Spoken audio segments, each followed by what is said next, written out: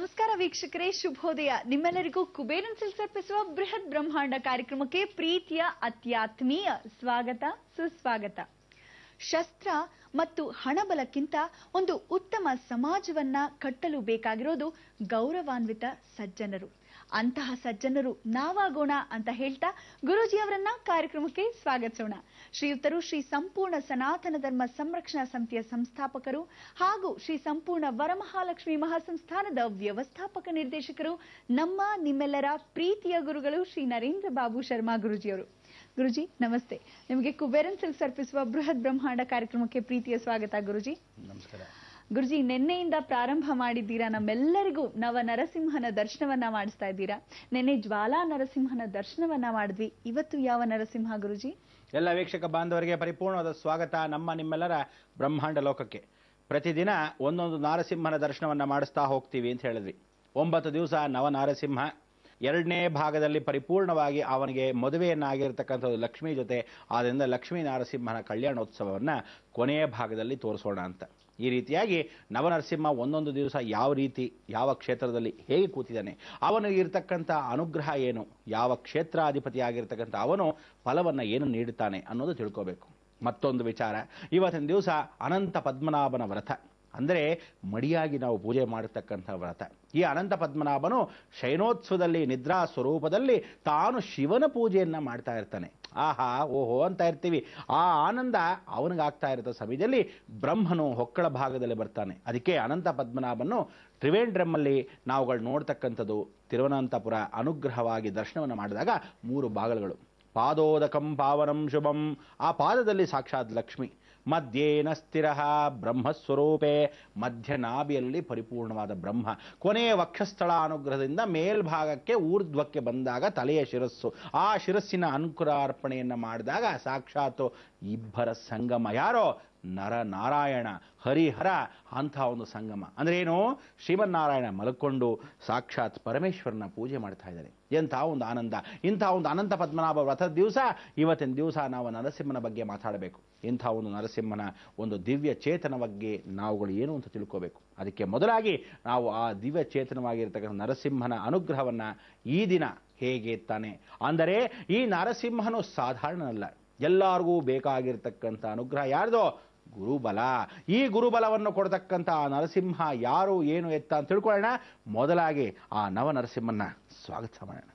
ಜ್ವಾಲಾಹೋಬಲ ಮಾಲೋಲ ಕ್ರೋಡ ಕಾರಂಜ ಭಾರ್ಗಾಃ ಯೋಗಾನಂದ ಛತ್ರವಟ ಪಾವನಾ ನವಮೂರ್ತಯಃ. ಏನ್ ಚಂದ, ಏನ್ ಅಂದ! ಅಂಥ ಒಂದು ನರಸಿಂಹನ ಸ್ವಾಗತವನ್ನ ಮಾಡಿರತಕ್ಕಂಥ ನಾವುಗಳು 9 ನರಸಿಂಹನ್ನು ಆ ಒಂದು ಶ್ಲೋಕದಲ್ಲಿ ದಿವ್ಯ ದರ್ಶನವಾಗಿ ಮಾಡ್ತೇವೆ. ಎಷ್ಟು ಸಂತೋಷವಾಗುತ್ತೆ. ಅದಕ್ಕೋಸ್ಕರ ಇವತ್ತಿನ ದಿವಸದ ನರಸಿಂಹನ ಹೆಸರು ಏನು? ಅಹೋಬಿಲ ನರಸಿಂಹ. ಅಂದರೆ ಅಹೋಬಿಲ ಅಂತಕ್ಕಂಥದ್ದು ದೊಡ್ಡ ಕ್ಷೇತ್ರ. ಆ ಕ್ಷೇತ್ರದಲ್ಲಿ ಕೆಳಪಾತಾಳದಲ್ಲಿರ್ತಕ್ಕಂಥದ್ದು ದೊಡ್ಡ ನರಸಿಂಹ. ಅದಕ್ಕೋಸ್ಕರ ಅವನ ಲಕ್ಷ್ಮೀ ನರಸಿಂಹ ಅಹೋಬಲ ಅಂದ್ರೆ ಇಗುವ ಅಂತ, ಕೆಳಭಾಗದಲ್ಲಿ ಅಂತ.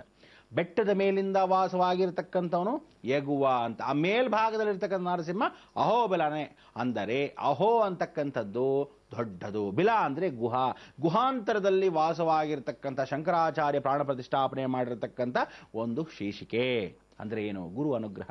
ಗುರು ಮುಖೇನ ದೇವದರ್ಶಯಾಮಿ. ಇವತ್ತಿನ ದಿವಸದ ಈ ಒಂದು ನರಸಿಂಹನ ಅನುಗ್ರಹ ಎಷ್ಟು ಚೆನ್ನಾಗಿದೆ ಅಂದ್ರೆ, ಗುರು ಶಂಕರಾಚಾರ್ಯರು ಎಷ್ಟೋ ವರ್ಷಗಳು, ಎಷ್ಟೋ ಯುಗಗಳು ಕಳೆದ ನಂತರ ಆ ಅಹೋಬಲದಲ್ಲಿ ನಿರ್ಗುಣಾನುಗ್ರಹದ ವಾಸವ. ಅಂದ್ರೇನು? ಯಾರು ಮಾತಾಡ್ತಿಲ್ಲ. ಎಷ್ಟು ಶಬ್ದ ಅಂತಕ್ಕಂಥದ್ದು ಇರ್ತೀಯೋ ಆ ಅಶಬ್ದವಾಗಿರ್ತಕ್ಕಂಥ ವಾತಾವರಣ. ಪ್ರಾಣಿ ಪಕ್ಷಿಗಳು ಕೂಡ ಮಾತಾಡ್ತಾ ಇಲ್ಲ. ಯಾಕೆಂದ್ರೆ ಆ ಅಂಥ ಒಂದು ನಿಗೂಢ ಪ್ರದೇಶದಲ್ಲಿ ಸಿಂಹ ಗರ್ಜನೆ ಒಂದೇ. ಸಿಂಹದ ಮುಂದೆ ಯಾರಾದರೂ ನಿಂತ್ಕೊಂತಾಳ ಅಂದ್ರೆ the king of the planets ಅಂದ್ರೆ ಅನಿಮಲ್ಸ್ ಅಂತಕ್ಕಂಥದ್ದು ಒಂದು ಭಾವನೆ. ಎಲ್ಲ ಇಡೀ ಜಗತ್ತಲ್ಲಿ ಗಜಕೇಸರಿ ಯೋಗ ಒಬ್ಬೊಬ್ಬರಿಗೂ ಬೇಕು. ಆ ಗಜಕೇಸರಿ ಯೋಗ ಅಂದ್ರೆ ಆನೆಯ ಮೇಲೆ ಸಿಂಹ ನಿಂತುಕೊಂಡಾಗ ಎಷ್ಟು ಯೋಗವೋ ಅಷ್ಟು ಯೋಗ ನಾರಸಿಂಹನದು. ಅದಕ್ಕೋಸ್ಕರ ನಾರಸಿಂಹನ ಸಿಂಹ ಅನುಗ್ರಹ ಸಾ ಹಿ ಮ ಅಂದ್ರೆ ಏನು? ಸಾ ಅಂತಕ್ಕಂಥದ್ದು ಬೇಸಿಕ್, ಮಾ ಹಿಮ ಅಂದ್ರೆ ಏನು? ಹಿಮದಲ್ಲಿ ವಾಸವಾಗಿರ್ತಕ್ಕಂಥ ಮಲ್ಲಿಕಾರ್ಜುನನ ಸ್ಮರಣೆ ಮಾಡೋನು ಒಬ್ಬನೇ. ಅದಕ್ಕೋಸ್ಕರ ಶ್ರೀಶೈಲ ಮಲ್ಲಿಕಾರ್ಜುನನ ಅವನ ಸಾಕ್ಷಾತ್ ಅನುಗ್ರಹವನ್ನು ಪಡಿತಾನೆ. ಆ ಶ್ರೀಶೈಲ ಮಲ್ಲಿಕಾರ್ಜುನನಿಗೆ ಹಿಮ ಅಂತಕ್ಕಂಥದ್ದು, ಆ ಮಾ ಅಂತಕ್ಕಂಥದ್ದು ಮಾತೃಛಾಯೆ, ತಿರುಗಿ ಮತ್ತೆ ಸಾನ್ನಿಧ್ಯಕ್ಕೆ ಪುನರಪಿ ಜನನಂ ಪುನರಪಿ ಮರಣಂ. ಅದಕ್ಕೆ ತಿರುಪತಿ ಅಹೋಬಲ ಪರಿಪೂರ್ಣ ಅನುಗ್ರಹವಾಗಿ ಕೊಡ್ತಕ್ಕಂಥದ್ದು ಶ್ರೀಶೈಲ ಮಲ್ಲಿಕಾರ್ಜುನ. ಇದಕ್ಕೆಲ್ಲ ಅನುಗ್ರಹ ಅಂದರೆ ಆ ಸರ್ಪಯೋಗ. ಇಂಥ ಒಂದು ಸರ್ಪಯೋಗದಲ್ಲಿ ಆ ನರಸಿಂಹ ಅಹೋಬಲದಲ್ಲೇ ಕೂತಿರ್ತಕ್ಕಂಥ ಕ್ಷೇತ್ರ ಮಹಿಮೇಲೆ ಎಷ್ಟೋ ಜನಗಳೆಲ್ಲ ಹೋಗಿ ಆ ಆದಿಶಂಕರಾಚಾರ್ಯ ನಡ್ಕೊಂಬರುವಾಗ ಹೇಳಿದ್ರು, ಗುರುಗಳೇ ಹೀಗೆಲ್ಲ ಒಂದು ಸಿಂಹ ವಾಹನವಾಗಿರ್ತಕ್ಕಂಥದ್ದು, ಅದೇನೋ ಸಿಂಹ ಗರ್ಜನೆ ಕೇಳುತ್ತೆ, ನಮಗೆ ರಾತ್ರಿಯೆಲ್ಲ ನಿದ್ದೆ ಬರಲ್ಲ. ಎಷ್ಟು ದೂರ? ಒಂದು ಸುಮಾರು 10 ಕಿಲೋಮೀಟರ್ ದೂರದಲ್ಲಿ ನೀವು ನೋಡ್ಬೋದು. ಎಲ್ಲ ಸುತ್ತಮುತ್ತಲೂ ಇರೋ ಹಳ್ಳಿಗಳೆಲ್ಲಾನು ಗಡ ನಗಡುತ್ತದೆ. ರಾತ್ರಿ ಆದರೆ ಸಾಕು ಸಿಂಹ ಗರ್ಜನೆಗಳು. ಏನು ಮಾಡೋದು? ಮಲ್ಕೊಳ್ಳೋಕ್ಕಾಗಲ್ಲ, ಕೂತ್ಕೊಳ್ಳೋಕ್ಕಾಗಲ್ಲ. ಏನಪ್ಪ ಮಾಡೋದು ಪರಮಾತ್ಮ, ನಮ್ಗೆ ಯಾಕಿಂತ ಒಂದು ಕಠೋರವಾಗಿರ್ತಕ್ಕಂಥ ಒಂದು ಯೋಗ ಅಂತ ಕೇಳ್ಕೊತಾರೆ. ಆಗ ಯೋಚನೆ ಮಾಡಬೇಡಿ, ನಿಮಗೆಲ್ಲರಿಗೂ ನಾನು ಇದೀನಿ ಯೋಚನೆ ಮಾಡಬೇಡಿ ಅಂತ ತಾನೇ ಒಳಗೆ ಹೋಗೋ ಭಾಗದಲ್ಲಿ ಹೋಗ್ತಾರೆ ಸಣ್ಣ ಬಾಲಕರಾಗಿ ಆದಿಶಂಕರಾಚಾರ್ಯರು. ಇನ್ನೇನು ಹೋದರು ಅಹೋಬಲದಲ್ಲಿ. ಒಳಗೆ ಹೋದ ಮನುಷ್ಯ ಒಳಗೆ ಬರಲೇ ಇಲ್ಲ.